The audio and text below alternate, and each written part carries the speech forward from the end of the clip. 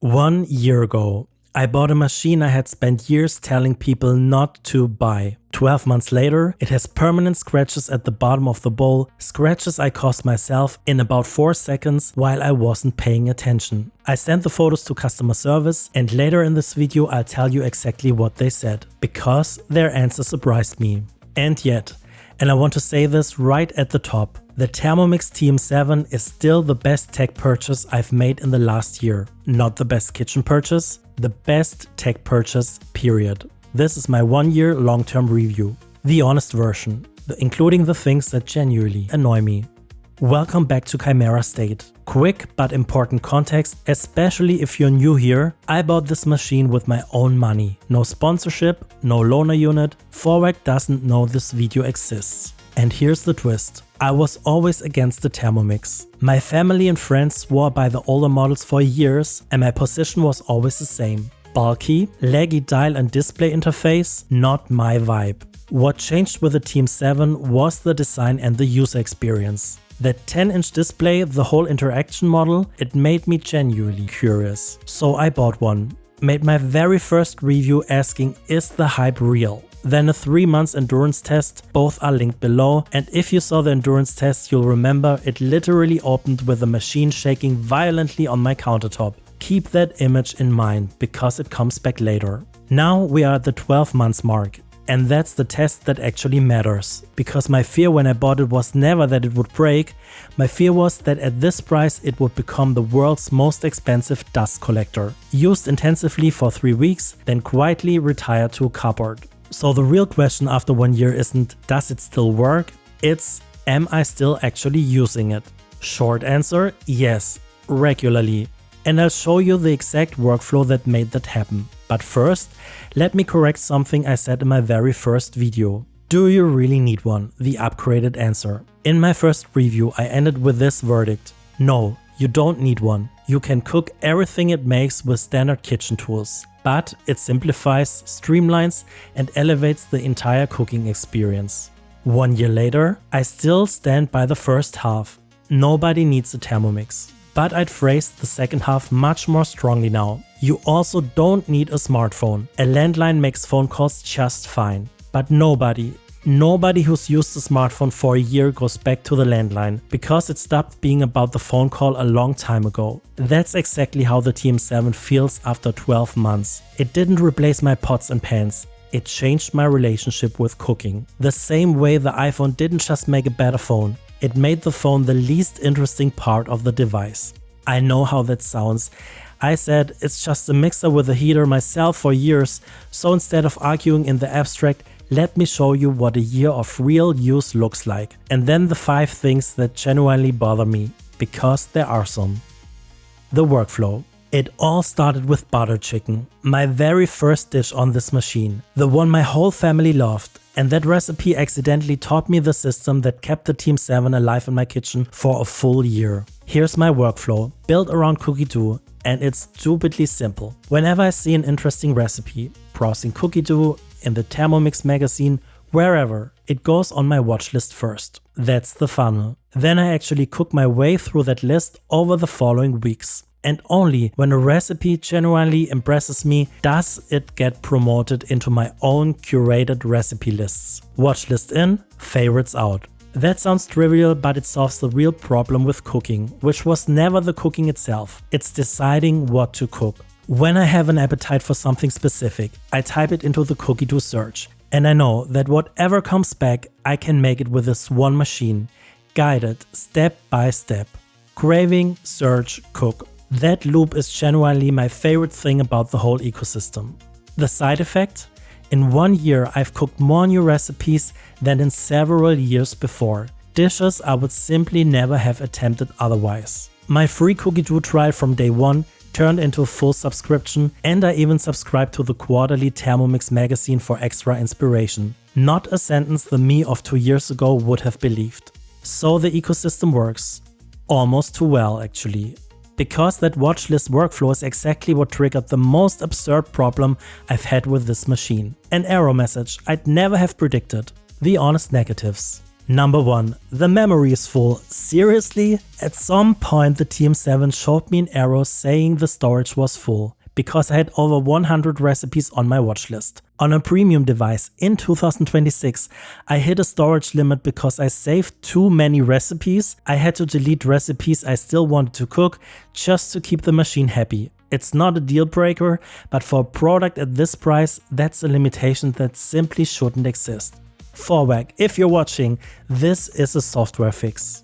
Number 2. The height, and this one depends entirely on your kitchen. If you have a kitchen island, skip this point. You can place the TM7 perfectly and look straight into the bowl while it's running. I don't have an island. I have a standard counter with wall cabinets above it, and that changes everything. My view into the bowl is heavily restricted. Pouring ingredients in from a bowl or reaching in from above with a spatula to scrape down the sides, it's awkward. My workaround is pulling the whole machine forward to the edge of the counter so I can get in from above.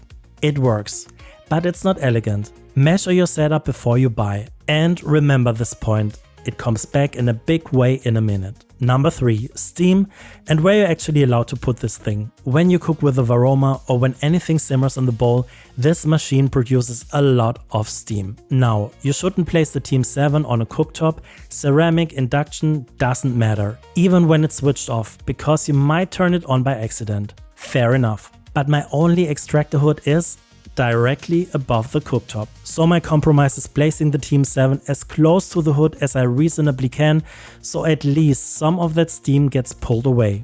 If your kitchen has no good escape route for steam, expect damp wall cabinets. Number 4. The Varoma mess. Small thing, but it annoys me every single time. The redesigned Varoma is fantastic.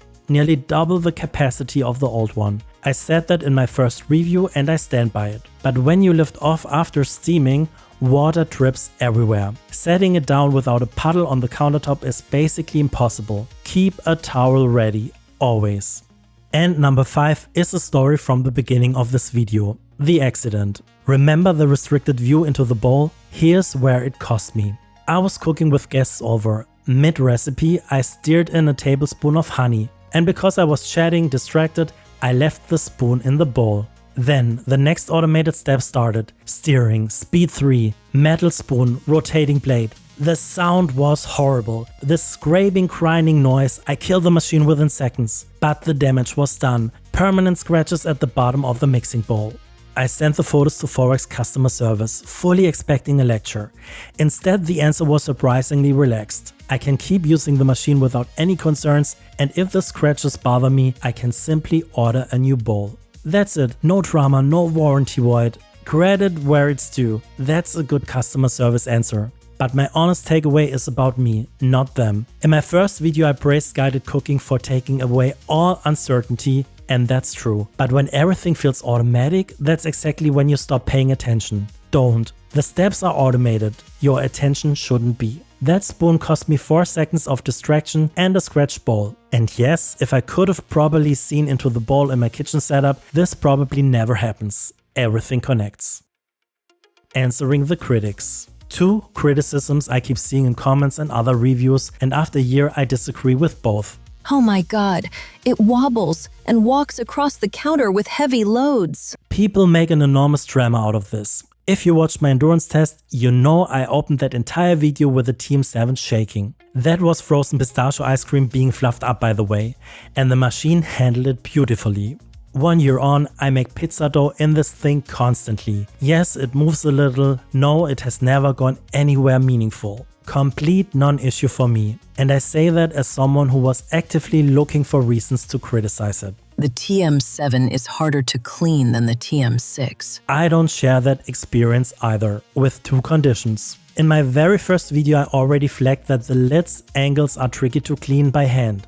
And that's still true. So condition 1, clean the lid immediately after cooking. Every time. Never let anything dry on it. Condition 2, the right brush for the right job. The official Thermomix cleaning brush I reviewed in my accessories video is still what I use for the mixing bowl. And it's great for that. But the mixing blade itself is genuinely hard to clean. So I later added a slim, narrow brush from my local supermarket for €2. And that's the one that gets between the blades. With it, even sticky dough residue comes off in seconds. €2. That's the entire secret.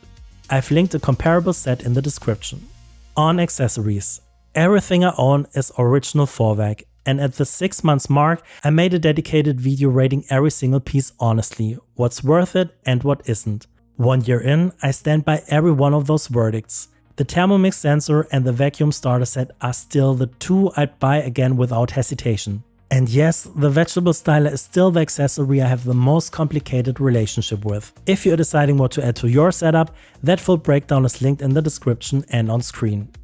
Verdict. So, 1 year, a scratch bowl, a full memory, steam management, a trippy Varoma, an awkward kitchen fit. And despite all of that, I can't imagine my kitchen without it anymore. Because the metric I was most afraid of is the one it won most clearly. I still use it. Regularly. After 12 months. At this price, that was my biggest fear, that it would just stand there. Instead, it became the thing that decides what I eat. Together with Cookidoo, it's a genuine cooking companion. I get inspired, I search, I cook things I'd never have attempted on my own. The negatives in this video are real, and you should know every one of them before you spend this kind of money. But none of them touch the core experience. And that's why I keep coming back to the smartphone comparison. I'm not going back to the landline. A year ago I asked whether the hype was real. Today I can answer my own question. About the older models, maybe I wasn't wrong. About this one, completely. If you want the full origin story, my original TM7 review and the 3 months endurance test are linked right here. And if there's something specific you want me to test in year 2, tell me in the comments. I read all of them. Even the ones asking if I really need this thing. Thanks for watching, and I'll see you in the next one.